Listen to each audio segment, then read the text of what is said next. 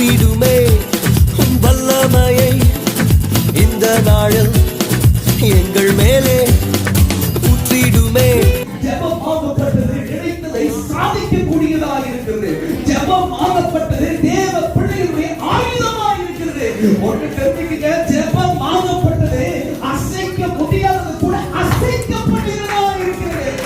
நீங்க பாக்கியவான்களாக இருக்கிறீங்க. உங்களுக்கு எதிர்பார்ப்பு என்ன தெரியுங்களா? இன்னைக்கு கர்த்தர் உங்களை தொடரும். ஹல்லேலூயா. கர்த்தர் உங்களை தொடரும். அவர் தொட்டாருன்னா உங்க வாழ்க்கை மொத்தமா மாறும். ஹல்லேலூயா. வாழ்க்கை தலைகீழாய் மாறும்.